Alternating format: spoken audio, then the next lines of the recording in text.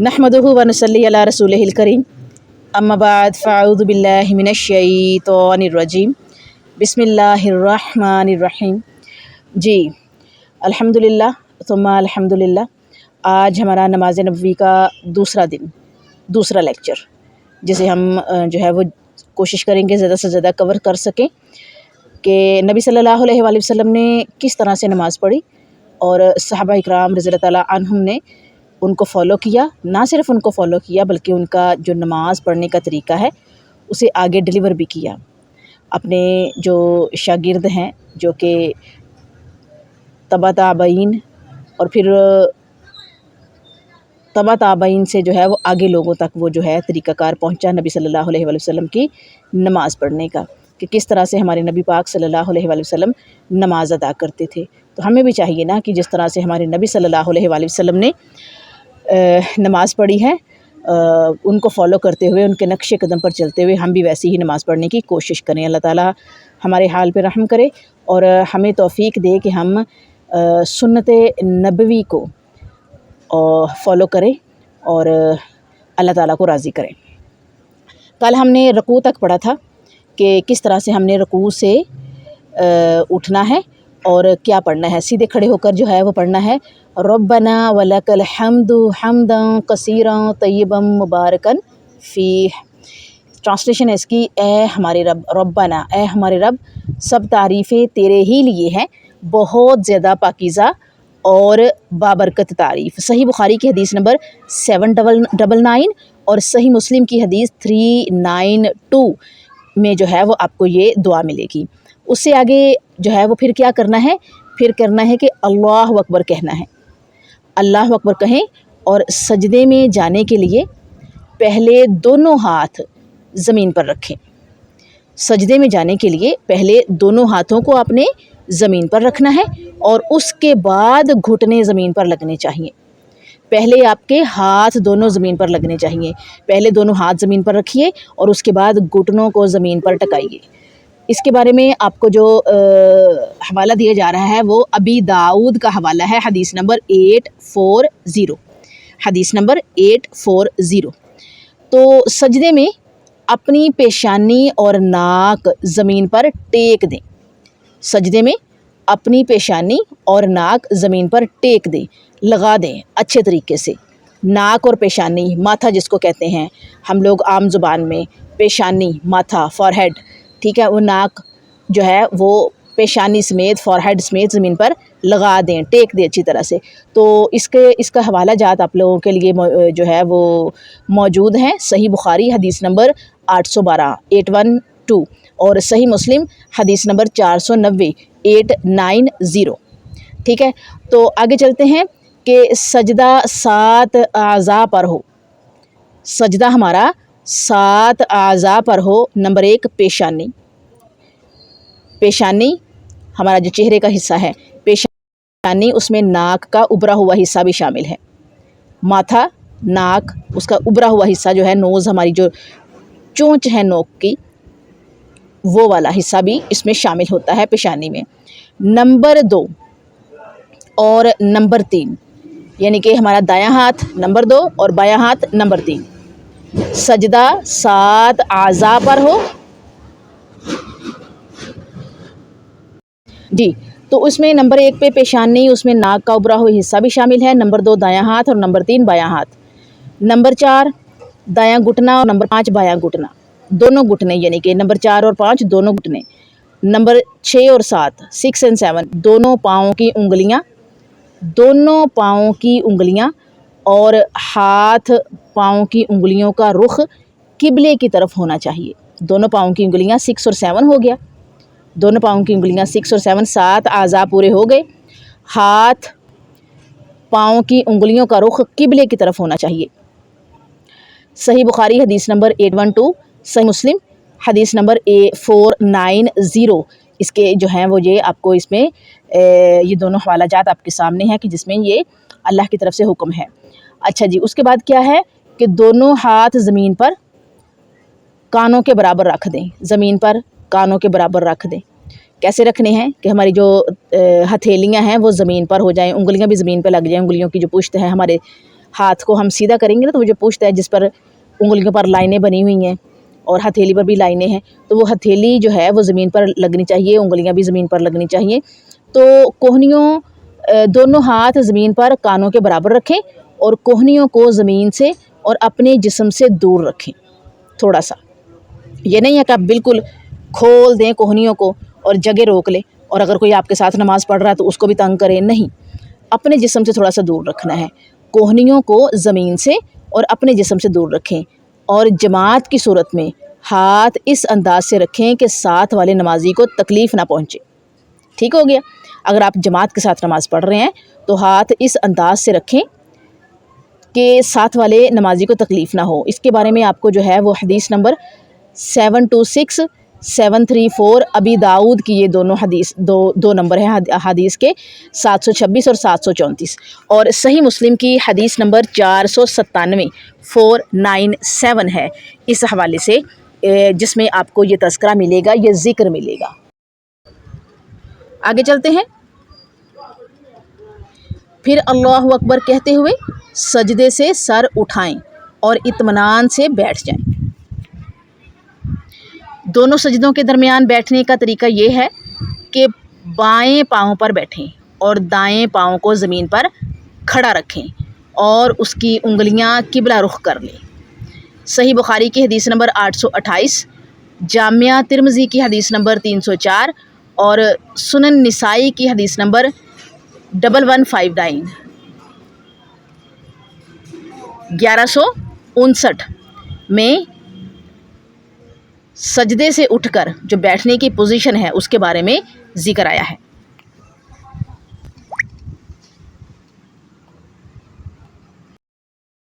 जी, तो यहाँ पर जो है वो दोनों सजदों के दरमियान बैठने का तरीका आपके सामने रखा मैंने कि किस तरह से बैठना है, और इस दौरान इत्मीनान से बैठें। जब आप एक सजदा कर लें और उठें और अपने आप अपनी पोजीशन बना लें, इस दौरान इत्मीनान से बैठें।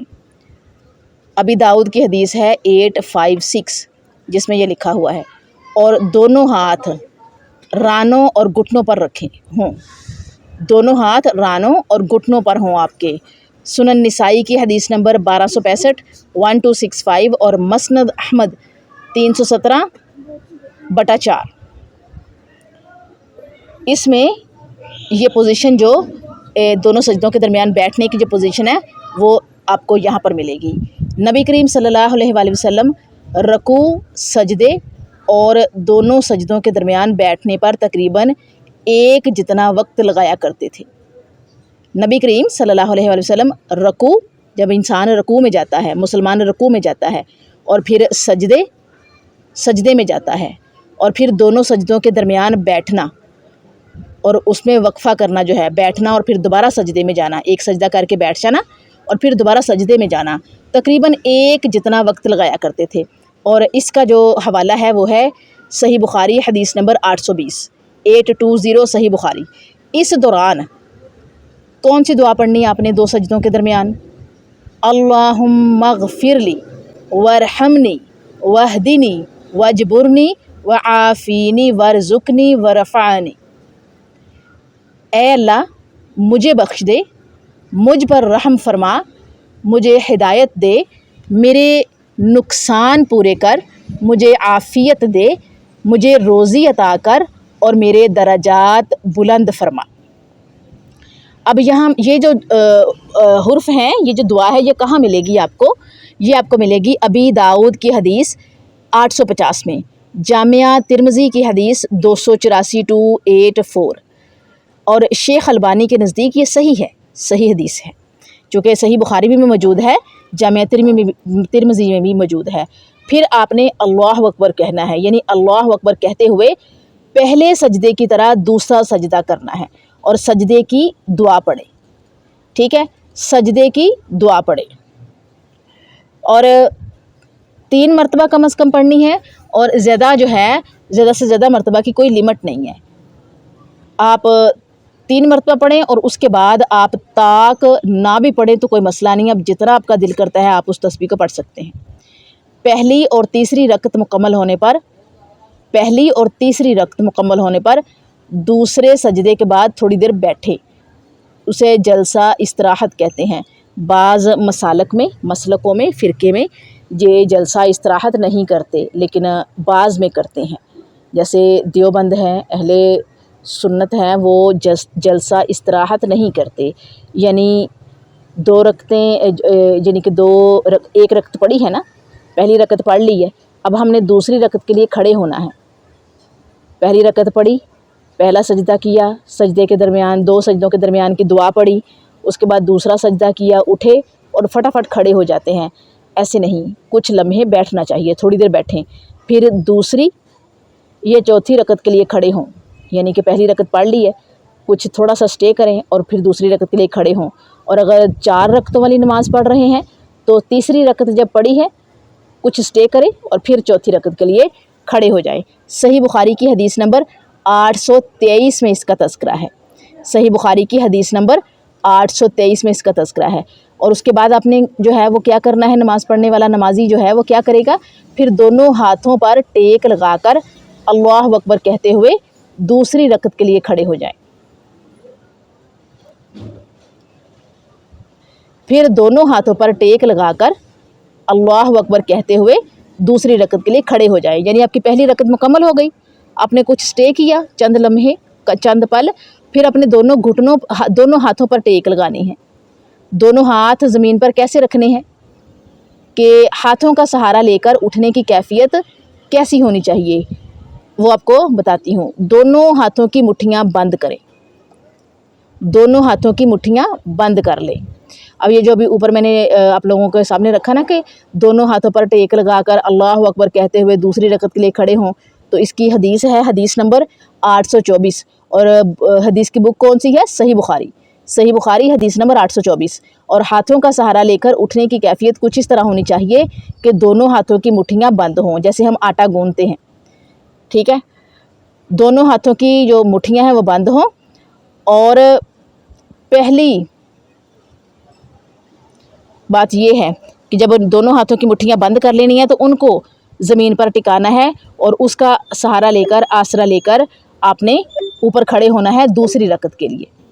پہلی رکعت کی طرح باقی رکعات میں بھی گزشتہ تمام اعمال جو ہیں اسی ترتیب کے ساتھ کرنے ہیں۔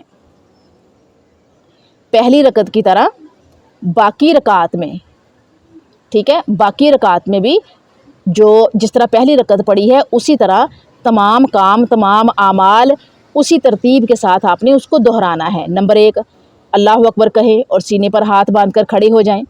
نمبر 2 اللہ اکبر کہتے ہوئے رفع الجدین کریں اور رکوع کریں۔ اور نمبر 3 سمیع اللہ لمن حمدہ ربنا ولک الحمد کہیں اور رفع الجدین کریں اور اطمینان سے سیدھے کھڑے ہو جائیں۔ اور نمبر 4 سجدہ کریں۔ نمبر 5 پہلا سجدہ کرنے کے بعد اطمینان سے بیٹھیں، ٹھیک ہے، اور نمبر 6 پھر دوسرا سجدہ کریں، یعنی کہ 2 سجدوں کے درمیان کی دعا بھی پڑھنی ہے نا۔ اور یہ دعائیں تو آپ کو بتا دی، لیکن جو عمل ہیں وہ آپ کے سامنے دوبارہ میں نے دہرا دیے ہیں۔ 3 یا 4 رکعات والی نماز میں دوسری رکعت کے بعد تشہد کی حالت میں اطمینان سے بیٹھیں۔ آپ 4 رکعت والی نماز پڑھ رہے ہیں، ٹھیک ہے، یا 3 رکعتوں والی نماز پڑھ رہے ہیں، مغرب کی نماز، تو آپ نے کیا کرنا ہے کہ دوسری رکعت 2 رکعتیں پڑھ لینی ہیں، 2 رکعتیں پڑھ کے اپنی اٹھنا نہیں ہے، بلکہ تشہد کی حالت میں اطمینان سے بیٹھ جانا ہے۔ پیٹھ سیدھی رکھیں اور بائیں ہاتھ کو دائیں گھٹنے پر اس طرح رکھیں جیسے اسے پکڑا ہوا ہو۔ بائیں ہاتھ کو، دائیں میں نے کہہ دیا، بائیں ہاتھ کو بائیں گھٹنے پر، گھٹنا جو ران ہوتی ہے، گھٹنا ہوتا ہے، اس پر رکھنا ہے، اس طرح رکھیں جیسے اسے پکڑا ہوا ہے۔ اپنے دائیں پاؤں پر بیٹھیں، دائیں پاؤں پر بیٹھنا ہے، ٹھیک ہے، بائیں پاؤں پر، بائیں پاؤں پر بیٹھیں، لیفٹ جو آپ کا فٹ ہے بائیں پاؤں پر بیٹھیں اور دائیں پاؤں کو زمین پر کھڑا رکھیں اور اس کی انگلیاں قبلہ رخ کریں، اپنی انگلیاں جو ہیں وہ قبلہ رخ کر لیں۔ تیسری رکعت کے لیے کھڑے ہوں، جب آپ نے تشہد پڑھ لیا ہے، تیسری رکعت کے لیے جب کھڑے ہونا ہے تو رفع الجدین کرنا ہے۔ 2 رکعتیں پڑھ لی ہیں ہم نے، جب تیسری رکعت کے لیے کھڑے ہونا ہے تو رفع الجدین کرنا ہے۔ صحیح بخاری حدیث نمبر 739۔ آخری تشہد میں، یعنی کہ اگر آپ کی 4 رکعت والی نماز ہے، 2 رکعتیں پڑھ لیں، تشہد میں بیٹھ گئے، تشہد میں آپ نے بیٹھ لیا، اور جب آپ نے اوپر کھڑے ہونا ہے تیسری رکعت کے لیے تو پھر آپ نے کھڑے ہونا ہے اور رفع الجدین کرنا ہے، اللہ اکبر کہنا ہے اور ہاتھ باندھ کر تیسری رکعت شروع کرنی ہے۔ پھر چوتھی رکعت بھی اسی طرح پڑھنی ہے۔ آخری تشہد میں بائیں ران کو بچھا کر اس پر بیٹھیں، یعنی جب آپ نے 4 رکعتوں والی نماز پڑھنی ہے، 4 رکعتیں پوری ہو گئی، اب آپ نے تشہد میں بیٹھنا ہے، تشہد پڑھنا ہے، آگے جانا ہے، دعائیں پڑھنی ہیں، پھر آپ نے سلام پھیرنا ہے۔ آخری تشہد میں بائیں ران کو بچھا کر اس پر بیٹھیں، آپ کی جو بائیں ٹانگ ہے، اس کی جو ران ہے، اس کی جو ٹانگ ہے گھٹنے سے اوپر والی، اس کو بچھا کر اس پر بیٹھیں اور دائیں پاؤں کو زمین پر کھڑا رکھ کر اس کے نیچے سے بائیں پاؤں کو باہر نکال دیں۔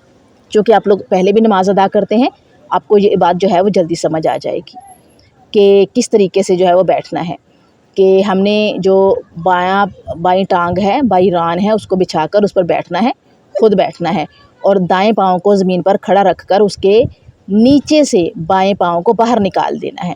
صحیح بخاری حدیث نمبر 828، سنن ابی داؤد حدیث نمبر 730، اور دائیں پاؤں کی انگلیاں قبلہ رخ ہوں، سنن نسائی حدیث نمبر 1159 1159، اور بائیں ہاتھ سے بائیں گھٹنے کو پکڑ کر اسی پر ٹیک لگا کر بیٹھیں، بائیں ہاتھ سے بائیں گھٹنے کو پکڑ کر اسی پر ٹیک لگا کر بیٹھیں۔ صحیح مسلم حدیث نمبر 579 اور ابی داؤد حدیث نمبر 989 میں اس کا جو ہے وہ تذکرہ ملے گا آپ کو۔ اب آپ نے جو ہے وہ ہاتھ کو کیسے رکھنا ہے، شہادت کی انگلی کو تھوڑا سا خم دے کر اوپر اٹھائیں۔ خم کیسے دینا ہے، آپ نے شہادت کی انگلی کو تھوڑا سا اوپر اٹھانا ہے اور ہلکا سا نیچے کو جھکا لینا ہے، اس کو کہتے ہیں خم، جس کو کہتے ہیں وہ یہ نیچے کو ہو گیا تو پیچھے اس کا جو ہے وہ پوسچر غلط ہو گیا، جس کو پنجابی میں کب نکلنا بھی کہتے ہیں، ٹھیک ہے۔ ہلکا سا انگلی کو خم دینا ہے نیچے کی طرف، شہادت کی انگلی کو تھوڑا سا خم دینا ہے اور اس کو خم دے کر اوپر کو اٹھانا ہے۔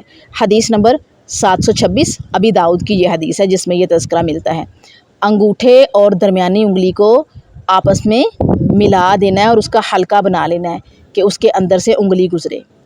شہادت کی انگلی تھوڑی سی اوپر کو اٹھی ہوئی ہے جھک کر، اور شہادت کی انگلی کے نیچے آپ نے اپنا جو انگوٹھا اور اپنی جو درمیانی انگلی ہے، شہادت کی انگلی کے ساتھ والی انگلی، ان دونوں کو آپس میں ملا دینا اور ایک گول دائرہ حلقہ بنا دینا، یعنی کہ زیرو بنا دینا۔ جیسے ہم کہتے ہیں جی انگلی اور شہادت کی انگلی اور انگوٹھے کو ملائیں تو زیرو بنتا ہے، آپ نے شہادت کی انگلی کے ساتھ والی انگلی اور انگوٹھے کو ملانا تو وہ بھی زیرو بنے گا، وہ بنا لینا آپ نے۔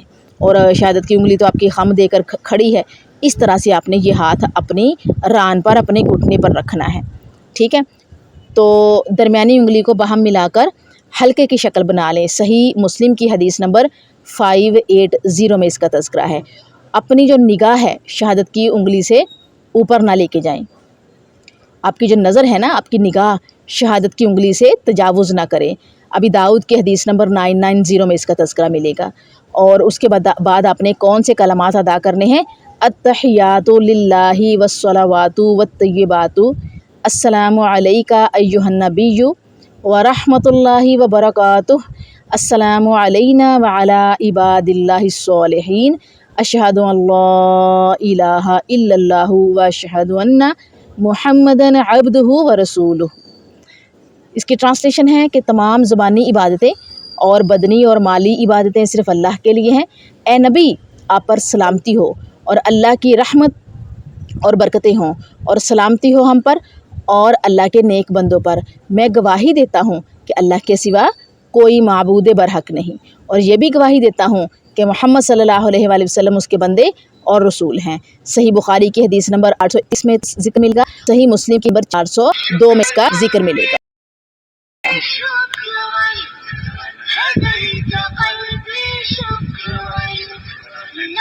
ایک منٹ میں ذرا ایک کال اٹینڈ کر لوں۔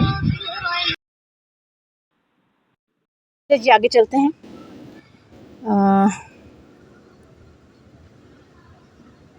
اور یہ بھی گواہی دیتا ہوں کہ محمد صلی اللہ علیہ وآلہ وسلم اس کے بندے اور رسول ہیں۔ صحیح بخاری کی حدیث نمبر 831 اور صحیح مسلم کی حدیث نمبر 402 ہے، جس میں التحیات سے لے کر محمد عبدہ ورسولہ کا تذکرہ ہے، ذکر ہے، موجود ہے۔ یہ آخری سلام جب ہم نے پھیرنا ہے، یعنی کہ اگر 2 رکعتوں والی نماز ہے تو 2 رکعتوں کے بعد، اور اگر 4 رکعتوں والی نماز ہے تو 4 رکعتوں کے بعد جب ہم تشہد میں بیٹھتے ہیں اور اتحیات پڑھتے ہیں تو اس کے بعد درود شریف بھی پڑھنا ہے۔ اللہم صلی علی محمد وعلی آل محمد کما صلیت علی ابراہیم وعلی آل ابراہیم انک حمید مجید۔ اللہم بارک علی محمد وعلی آل محمد کما بارکت علی ابراہیم وعلی آل ابراہیم انک حمید مجید۔ اے اللہ رحمت نازل فرما محمد اور آل محمد پر صلی اللہ علیہ وآلہ وسلم، جس طرح تو نے رحمت نازل کی ابراہیم پر اور آل ابراہیم پر، بے شک تو لائق تعریف اور بزرگ ہے۔ اے اللہ برکت نازل فرما محمد صلی اللہ علیہ وآلہ وسلم پر اور آل محمد پر، جس طرح تو نے برکت نازل فرمائی ابراہیم علیہ السلام پر اور آل ابراہیم پر، بے شک تو لائق تعریف اور بزرگ ہے۔ اس کا تذکرہ کہاں ملے گا آپ کو؟ صحیح بخاری حدیث نمبر 3370 میں، ٹھیک ہے۔ تو پھر ہم نے کیا کرنا ہے؟ ہم نے پھر جانا ہے مسنون دعاؤں کی طرف، مسنون دعائیں پڑھنی ہیں، حسب ضرورت چاہت جو بھی دعائیں آپ کو آتی ہیں وہ مسنون دعائیں آپ نے پڑھنی ہیں۔ تو اس میں جو ہے وہ کچھ دعائیں ایسی ہیں جو آپ ضرور پڑھیں، ضرور یاد کریں، جس میں سب سے پہلے ہے اللہم انی اعوذ بک من عذاب القبر و اعوذ بک من فتنۃ المسیح الدجال و اعوذ بک من فتنۃ المحیا والممات۔ اللہم انی اعوذ بک من المأثم والمغرم۔ اے اللہ بے شک میں عذاب قبر سے تیری پناہ میں آتا ہوں اور مسیح دجال کے فتنے سے تیری پناہ میں آتا ہوں اور زندگی اور موت کے فتنے سے تیری پناہ میں آتا ہوں۔ اے اللہ یقیناً میں گناہ اور قرض سے تیری پناہ میں آتا ہوں۔ صحیح بخاری حدیث نمبر 832 میں اس دعا کو جو ہے وہ آپ پائیں گے، پڑھیں گے۔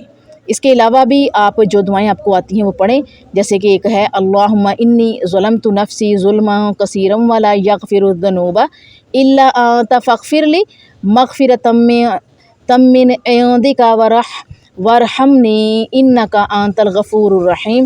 اے اللہ میں نے اپنی جان پر بہت ظلم کیے ہیں اور تیرے سوا گناہوں کو معاف کرنے والا کوئی نہیں، مجھے اپنی خاص بخشش کے ساتھ معاف کر دے اور مجھ پر رحم فرما، بے شک تو بہت زیادہ معاف کرنے والا اور رحم کرنے والا ہے۔ یہ دعا آپ کو کہاں ملے گی؟ صحیح بخاری حدیث نمبر 834 میں یہ حروف ملیں گے۔ اور اس کے بعد یہ ہے ربی جعلنی مقیم الصلاۃ ومن ذریتی ربنا وتقبل دعا ربنا اغفر لی ولوالدی وللمؤمنین یوم یقوم الحساب، جو کہ دعا ہے بڑی خوبصورت۔ میرے رب میری اور میری اولاد کو نماز قائم کرنے والا بنا دے، مجھے اور میری اولاد کو نماز قائم کرنے والا بنا دے۔ ہمارے رب میری دعا قبول فرما، ہمارے رب مجھے اور میرے والدین اور مومنوں کو بخش دے اس دن جس دن حساب قائم ہوگا۔